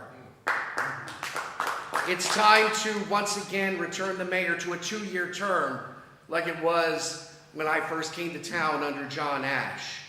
Maybe it's time for some at-large aldermen. Maybe it's time for finally nonpartisan municipal elections where you don't have to kowtow to Democratic or Republican leaders. Maybe it's time to plan Olean's next century.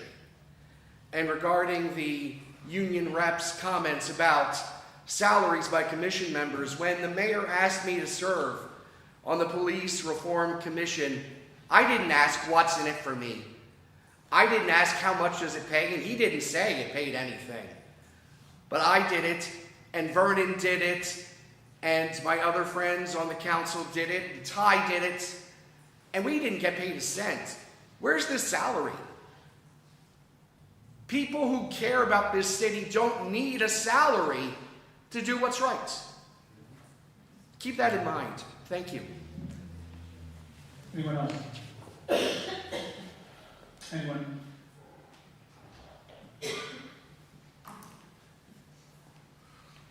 Jason Clemens, 127 South 2nd Street.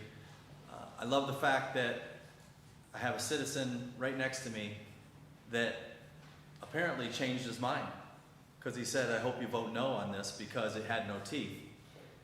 But guess what? It lays a foundation. That's what he said when he just got up here just now. So the two of you that said you'll be voting no, you said you listened to the citizens, but you listened to one citizen that said that. And guess what? He just changed his mind. I hope you will too.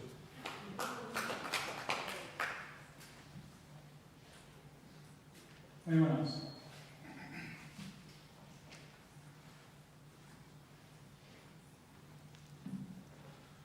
Hey, what's going on? My name is Joaquin. I'm picking it up because I'm tall. But my name is Joaquin Lumpkins out of 514 First Ave. So I'm not from Olean. I've only been here for like 7 months. And I will say this, my only experiences with the cops was cool. They were very well respectful, so I'm not here to bash the police. But ma'am, you said that you yourself had a conversation with the chief and about any of the policies that may be old and outdated. And I feel like that alone states why there is a need for this. The fact that there's not the conversation being had, because out of all the people on this council, how many of you have ever felt like you've been stereotyped or been held accountable for your skin color? I know Vernon has. Since I've been here, me and a couple of the other people that I know here, excuse me, we started a docuseries where we interviewed black people in prominent positions in this community, where they shared their story about what goes on in this city, about what goes on in this town. And for all of you who haven't seen it, you should educate yourself. Because if you haven't watched it from your neighbors, the people that you grew up with, that you say you love, and for you to even think that no was the possible answer for this is outrageous in 2022. It's outrageous. It makes literally no sense. I can't fathom it as a black man. And I'm not even from this place. And Mayor, the fact that you can get off in this band committee in Buffalo, where I'm from, Byron Brown's house would have been on fire. It would have burned and the whole city would have rioted. And the fact that he was able to do that with no fight, no repercussion, no one to check to, that's crazy. And I'm only 27 years old. I haven't even been on this earth that long. We're not even gonna get into that. The fact is, this committee needs to happen. There needs to be more representation from people a lot younger than from what I'm seeing here. And the fact that this isn't put on TV, like you can say, oh yeah, we put this on social media for people to see, but let's be honest, we all know your Facebook page or whatever gets no views. You really want to be transparent, put it on TV where people will see it. That's it, that's all.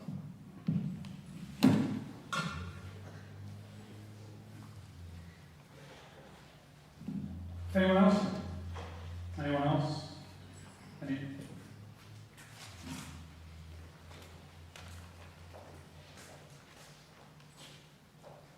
I spoke earlier as Ty Malone. Today, right now, I'd like to speak as the Executive Director of Voices in Black Empowerment. Many of my community members have came here and voiced their opinion and concerns on how they're being treated out in the community. Yet you guys still do nothing about it. I told you before that there was no way that I was going to sit back and continue letting black folks get harassed, being threatened to get up out of their homes and in their communities. There's no way that I was going to do it. I'm still not going to. And just because you guys don't decide to stand up for your community members and do something about it, we're sitting here talking about a police review. The chief is right there. He's got the same complaints and heard the same complaints from my community members talking about the harassment, but yet nothing gets done. Till it emboldens more to go out there and do it. So I'm telling you guys today, you can take it as the fear-mongering like the union lawyer was doing or however you would like to do. But the next time one of my community members come in this room and tell you that they have been threatened because of the color of their skin, there will be a group of black men walking around these neighborhoods making sure our community is safe.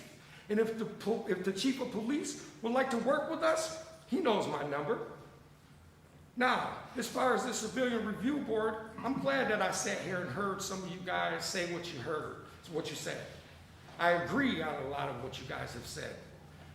Mr. Crawford, you know for a fact that what you said though earlier about what was proposed to you that was worked on by the mayor, aldermen, the police, you said would be illegal.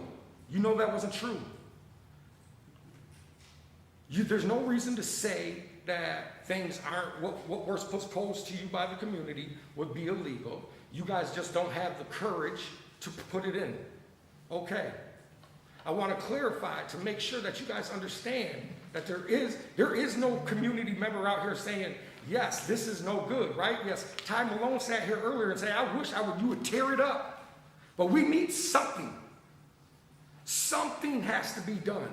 If you guys vote no and just throw this away and put it back on the burner again, we already know what's going to happen. It'll be 2.5 more years before we have this conversation again. No, that's unacceptable. I would like to thank everybody who did work on it, the community members who actually came here, wrote you guys emails, wrote letters for and against it. Thank both of them. That's what it takes. Community members being involved, active, letting you guys know their concerns. Now it's your job to act on it. You say that you sit up here and listen to us. If you did, we wouldn't have that what you guys are presenting to the community. Ain't nobody in the community said okay on that. We are now because we need something. It's the hope of the people that this legislation, although far from close to perfect, will be a bridge to the community and the police department. And make meaningful change for the future of the growth of the city. We are stronger together and with willingness to work with the community. There's nothing that Olean won't be able to accomplish. But it's going to take you working with the community, not trying to appease, not placating. Be real leaders. You see us out here, all these folks that spoke today, those are leaders. Follow from them.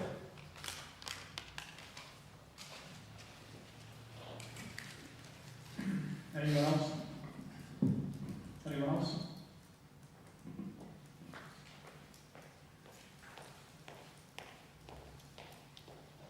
Hi, everyone. My name is Selena Clemens. I was born here in Olean. I'm 25.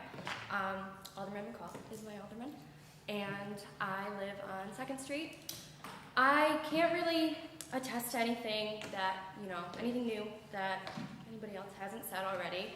I do find this committee necessary. I do not think that this can be something that is just forgotten about, pushed under the rug. It is what happens.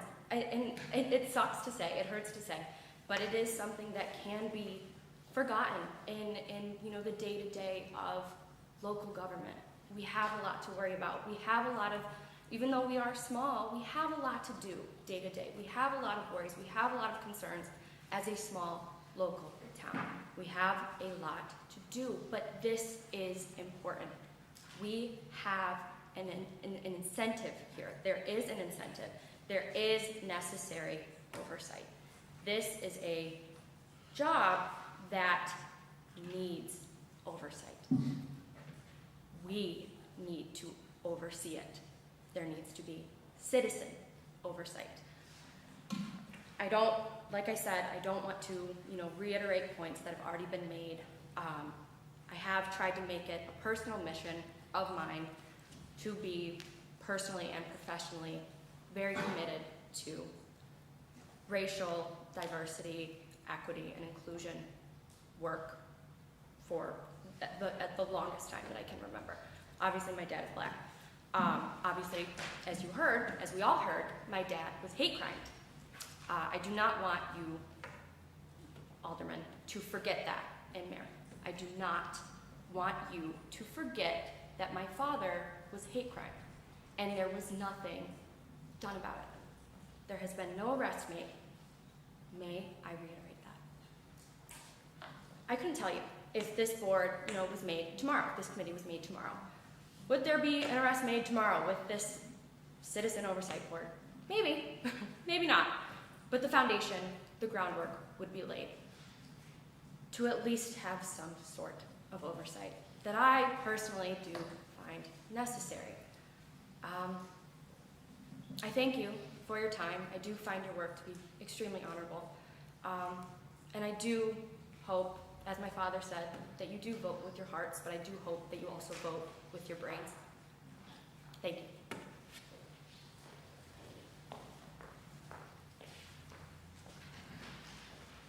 Anyone else? Anyone else? Anyone else? This time I will call public comment closed. For finance and bills. The auditor has processed bills and claims against the city of Olean as per list submitted to each alderman and recommends payment thereof. Whereas the auditor has presented to the common council bills and claims against the city of Olean totaling $2,675,418.80 for the budget and recommends payment thereof. Now therefore be it resolved that the same be and are hereby audited and allowed, and the auditor is hereby authorized and directed to draw warrants for the payment thereof at the amounts set opposite each respective claim.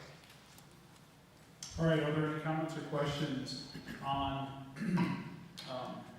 finance and bills? Seeing none, I'll go ahead and make a motion. Could I get a second, please? Sorry. Second by Alderman Panis. Will the clerk please call the roll? Alderman Witt? Yes. Alderman Panis? Yes. Alderman Gonzalez? Yes. Alderwoman McCall? Yes. Alderman Robinson? Yes. Alderman Anastasia? Yes. President Crawford? Yes. Resolution passes unanimously. Local law number 2-2022, PL number 89, 22, to enact a local law establishing a civilian review board. Okay, so, well, I think we've all talked about this for quite a while now. So, any final comments or questions? The other thing I'd like to add is, for some reason Alderman Anastasia. I'm getting mixed communications here. During the public hearing, I'm hearing that they didn't want this because they said there wasn't enough teeth in it. And then during public comment, it sounds like the community members that are here want it. I do agree with Alderman Witt's comments that she made. It would be nice to have a council member and police chiefs, or police members sitting on the committee, just to add a little bit more diversity to it. So I hope that the committee, once this gets formed, will create those two positions to add to the committee. And I think they would be good public relations to correspond with the rest of the common council and let us know what's going on in this committee.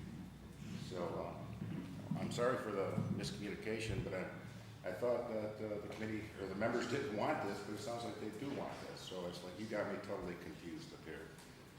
I have no problem with the police department. I think they do an excellent job every day. I sure as hell wouldn't want to be a policeman in today's age. But again, I guess I got a mixed message from the public hearing. Alderman Witt. Yeah, I can echo what Dave said, but I think the thing that I'm hearing from the public, and, you know, I would love to think we put this in place and it moves. I don't see that. But I would like to suggest amending it to add those two positions, because I think if we don't include the police and include at least one person on the council, it's not gonna go anywhere. And I think that we're doing an injustice to our community not doing that. So I'm hearing from the public, they want me to vote yes, but I just do it with reservation, and I think, you know that old saying, be careful what you wish for. And I just think we need those two extra positions, and I would encourage us as a council to really look at what other municipalities do that have those two positions on the committee, and I think it is needed. Well, as Alderman Witt and Alderman Anastasia bring up, I mean, I think of this as being similar to the other boards that we have. And we do have other boards that have alderman representatives. What boards are you speaking of, John? He's been very specific. Okay. Well, the planning board and zoning board do not have alderman representatives, but those are two boards that are quasi-independent. There's a vote, right? They're voting bodies. This is not a voting body, okay? This is an oversight body. This is a transparency body and a communication. It's to bridge a communication.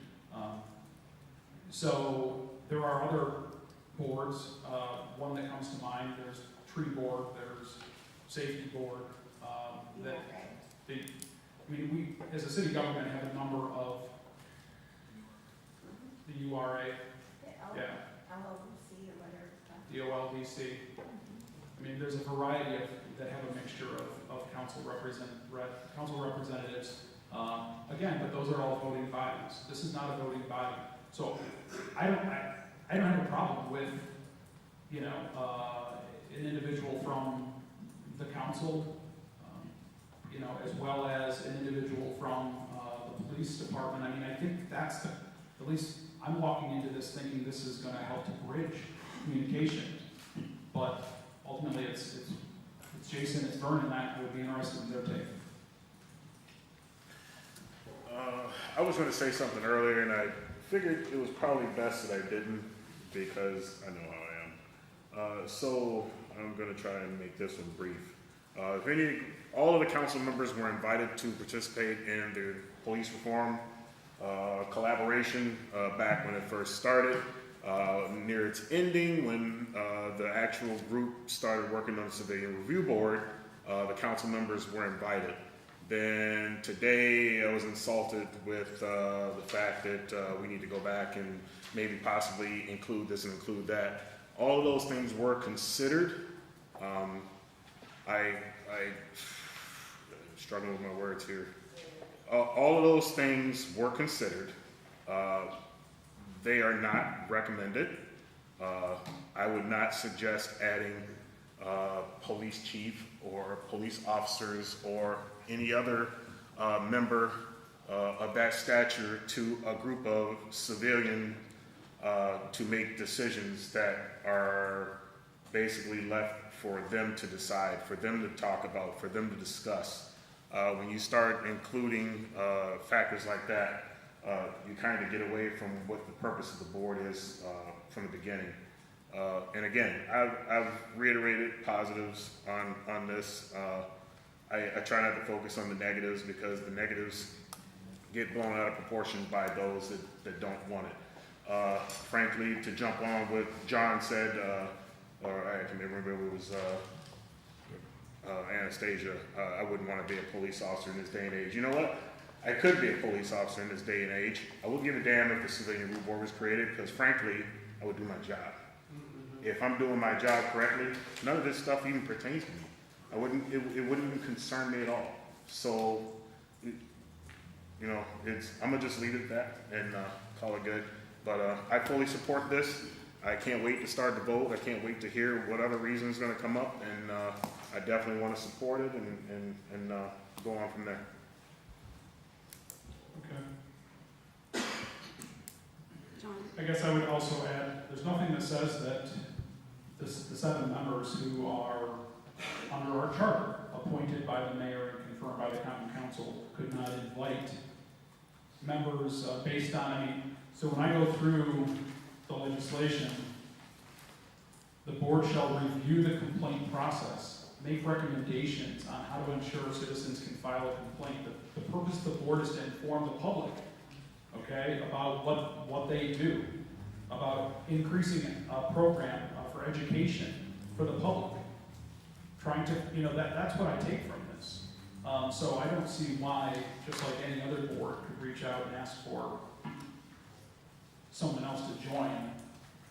I think that's a John, possibility. what I'll add is, Yeah. I don't know when the time will be right, but I plan on sitting in on this board just to see what they talk about, what they do. If something needs brought here, it'll be done at that time. They'll have reports that come to us if necessary. And I would like to believe that the police department will want to do the same. I don't know if it'll be at every one of those meetings, but it should be some to gather what's going on and either get input or to make that gap we're bridging a lot tighter. Go ahead. No, Sonny. So the word is civilian, right? Civilian Review Board. And I think we want to bridge those gaps. That is the whole purpose. However, when you begin to bring in police officers, that does change the dynamic of the willingness of people to participate. And that's not anything about our police or anything. That simply is a matter of how it occurs in that. Think about when a police officer is following you, right? In a car, right? Same thing. Nothing doing wrong, but you're even more cautious. This is not meant to divide anything, but rather to work to bring things together. I think that we would be remiss and we would be totally missing the idea of a Civilian Review Board if we decided to add a police officer to the mix, not because they're not good people, not because they're not in the best interest of our community, because that is not what this is meant for. I want to add to that, sorry, I completely agree. I don't think we need to put any stipulation in there. It's only 7 people, right? So if we make one of them a police officer and one of them an alderman, now it's only 5 members of the community that actually get to have a voice in this. And, you know, if we put an alderman on that committee that's politically influenced, obviously we've proven tonight, right, that aldermen can be influenced by whatever way the wind blows from the audience, right?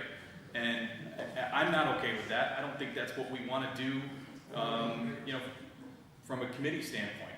So we need to keep it at 7 people from the community, period. Alderman Wynn? Thank you. You know, when you read through, and you talk about educating the public on what the police do, what the policies are, actually, they are going to be involved because they're going to be training and educating the public, the civilians, on what they do. So I guess that's a good part of it. So you're right, Vern. And I did watch the video of the police committee. Some nights were quite lively. But I think all of us should be involved. So knowing that the police are going to be involved, knowing that the council is going to be involved, even though we're not part of the committee, you know, thinking about it, I think I'm okay with it because they are going to be involved in the long run, and we should be involved. So thank you for bringing that up. I'd like to also point out the training is being a mandatory requirement for this.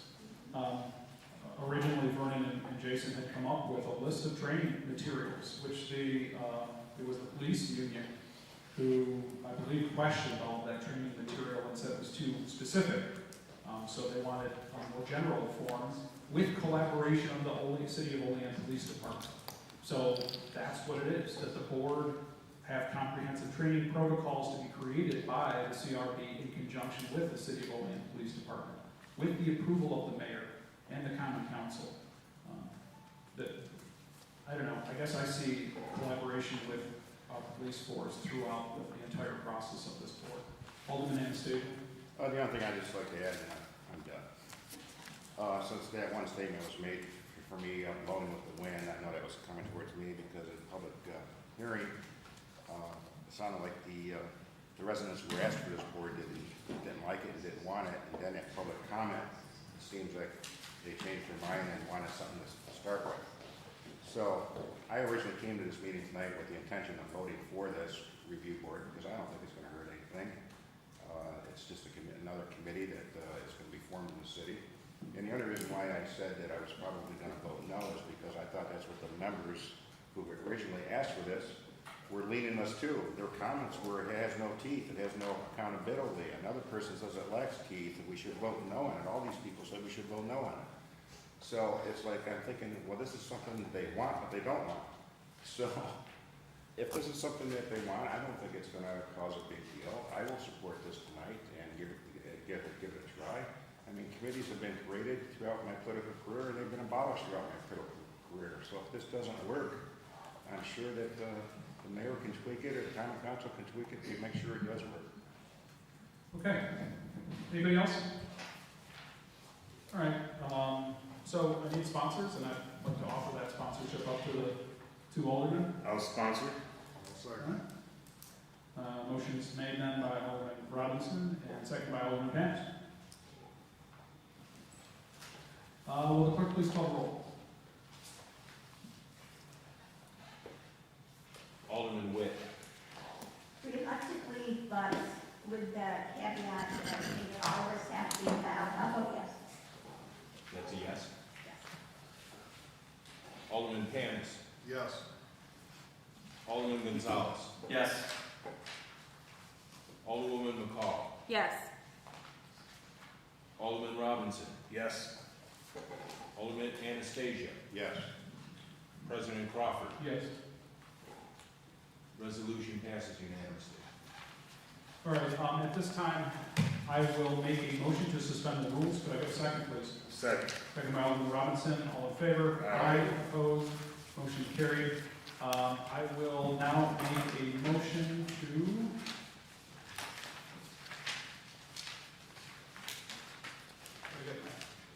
My language here. I'll make a motion to amend the agenda to include resolution 115-22. I've handed that out to everyone to authorize the mayor to execute the firefighters' labor union contract. Could I get a second on that, please? I'll second. Second by Alderwoman McCall. All in favor? Aye. Opposed? Motion carried. and so that shall be added at the end.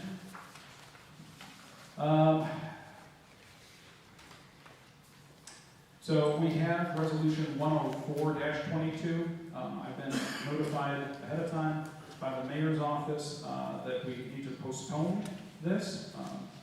They're still working on a couple items for this.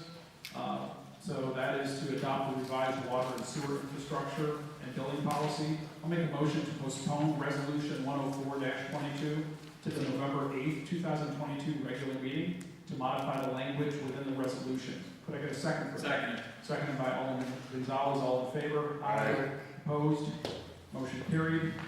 I have one more since we still have the rules suspended. And that we talked about in the beginning. And that is to amend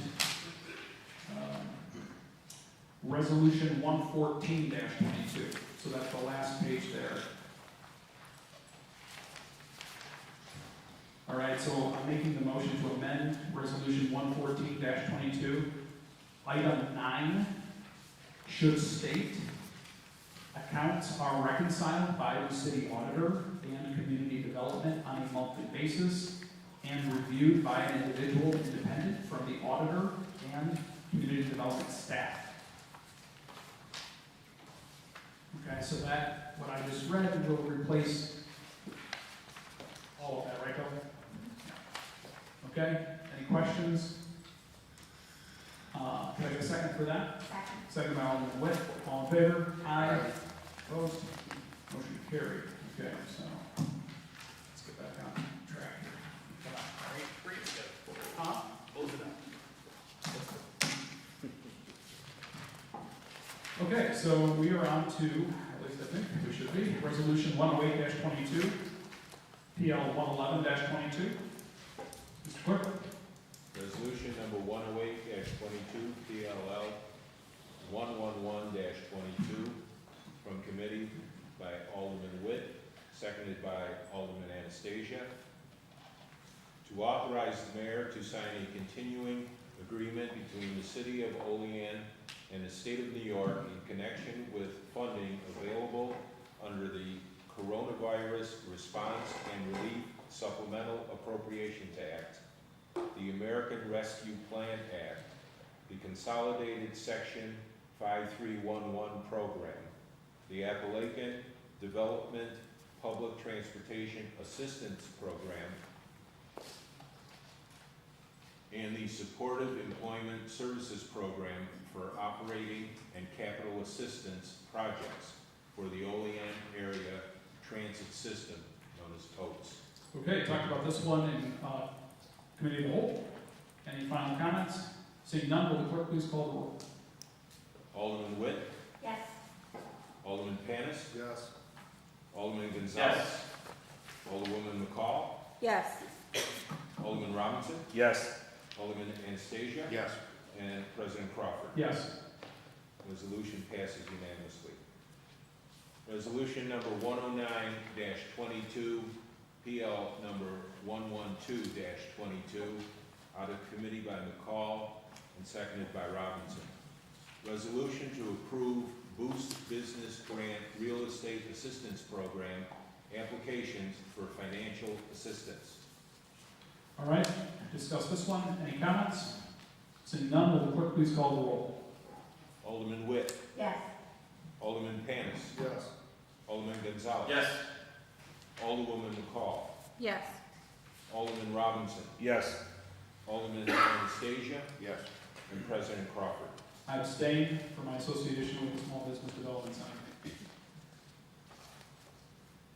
Resolution passes 6 yes, 1 abstention. Resolution number 110-22, PL number 113-22, out of committee by Witt, seconded by McCall, to approve the revised Boost Business Grant Program policy guidelines and operating plan.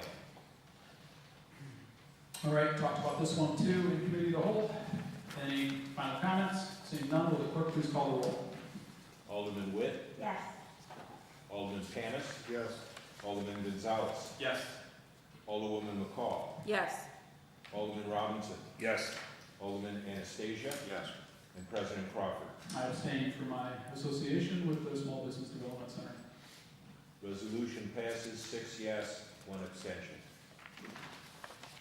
Resolution 111-22, PL number 114-22 by Gonzalez, seconded by Panis. Resolution authorizing the transfer of funds from the first-time home buyer account to capital fund number 187. All right, talk about this in committee vote. Any comments? Seeing none, will the clerk please call the roll? Alderman Witt, Yes. Alderman Panis, Yes. Alderman Gonzalez, Yes. Alderwoman McCall, Yes. Alderman Robinson, Yes. Alderman Anastasia, Yes. and President Crawford. Yes. Resolution passes unanimously. Resolution number 112-22, PL number 115-22, out of committee by Witt, seconded by President Crawford, to adopt the Olean Area Transit System Procedures Policy. Any questions? Seeing none, will the clerk please call the roll? Alderman Witt, Yes. Alderman Panis, Yes. Alderman Gonzalez, Yes. Alderwoman McCall, Yes. Alderman Robinson, Yes. Alderman Anastasia, Yes. President Crawford. Yes. Resolution passes unanimously. Resolution number 113-22, PL number 116-22, out of committee by Anastasia, seconded by President Crawford, to adopt the Olean Home Ownership Assistance Program procedures for processing cash receipts. Okay, we talked about this one too. Any questions? Seeing none, will the clerk please call the roll? Alderman Witt, Yes. Alderman Panis, Yes. Alderman Gonzalez, Yes. Alderwoman McCall, Yes. Alderman Robinson, Yes. Alderman Anastasia, Yes. and President Crawford. Yes. Resolution passes unanimously. Resolution number 114-22, PL number 117-22, out of committee by McCall, seconded by Witt, to adopt procedures for processing ACH payments for the Downtown Property Improvement Program, Revolving Loan Fund, and Olean Home Ownership Assistance Program. Okay, any comments or questions? Seeing none, will the clerk please call the roll? Alderman Witt, Yes. Alderman Panis, Yes. Alderman Gonzalez, Yes. Alderwoman McCall, Yes. Alderman Robinson, Yes. Alderman Anastasia, Yes. and President Crawford. Yes. Resolution passes unanimously. Resolution number 115-22, no PL number, out of committee by Crawford, seconded by McCall. Resolution authorizing the mayor to execute the firefighters' labor union contract. Yeah, I just wanted, the motion to add was. That was the motion to add it. Okay, so I just want to make sure we've got the sponsorship correct. Motion carried. That was the motion to add to the agenda. Still need sponsors. We still need sponsors, just to let you know. I'm sorry. Okay, so, you've all been presented with, the contract that we're voting on tonight. Are there, I have no need, to really, go into executive session to discuss this. Any comments or questions that we can talk about? Seeing none, very good. I'll entertain a sponsor. I'll sponsor. Motion is made by Alderman McCall and seconded by Alderman Anastasia. Will the clerk please call the roll? Alderman Witt, Yes. Alderman Panis, Yes. Alderman Gonzalez, Yes.